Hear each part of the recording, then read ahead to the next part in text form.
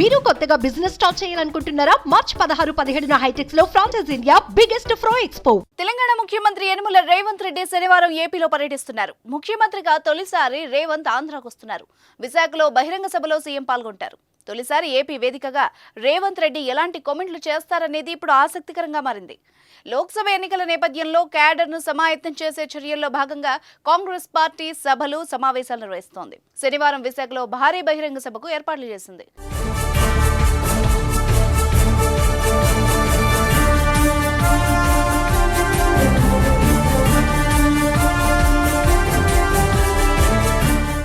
విశాఖలోని తృష్ణ మైదానంలో నిర్వహించనున్న బహిరంగ సభకు తెలంగాణ ముఖ్యమంత్రి రేవంత్ రెడ్డి ముఖ్య అతిథిగా హాజరవుతున్నారు. ప్రత్యేక విమానంలో తెలంగాణ సీఎం విశాఖ ఎయిర్పోర్టుకు చేరుకుని అక్కడి నుంచి సాయంత్రం 4 గంటలకు సభా ప్రాంగణానికి వెళ్తారు. తెలంగాణ ముఖ్యమంత్రిగా రేవంత్ రెడ్డి బాధ్యతలు స్వీకరించిన తరువాత మొదటిసారిగా రాష్ట్రానికి వస్తున్న సందర్భంగా ఆయనకు గ్రాండ్ గా వెల్కమ్ పలికేందుకు ఏర్పాట్లు చేశారు. విమానాశ్రయం నుంచి సభా ప్రాంగణం వరకు భారీ ఎత్తున ఫ్లెక్సీలు ఉంచారు. ఈ సభకు దాదాపు 70,000 మంది హాజరవుతారని అంచనా. ఉత్తరాంధ్రలోని పార్టీ నేతలు, ఇన్ఛార్జ్లకు సభ ఏర్పాట్లు బాధ్యతల్ని అప్పగించారు.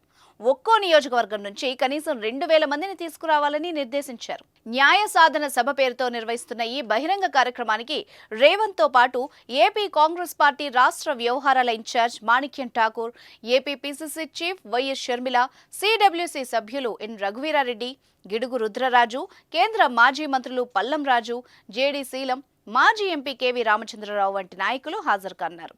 Congress party Vizag steel plant పరిరక్షణ పోరాట కమిటీ సంయుక్తంగా నిర్వహిస్తున్న బహిరంగ సభకు రేవంత్ ముఖ్య అతిథిగా వస్తున్నారు. ఈ సభ తర్వాత ఏపీలో కాంగ్రెస్ ఏ మేరకు పుంజుకుంటుందో, ఎన్నికల్లో ఎలాంటి ప్రభావం చూపుతుందో అనే ఉత్కంఠ అటు రాజకీయాల్లోనూ ఇటు పబ్లిక్లోనూ కలుగుతోంది.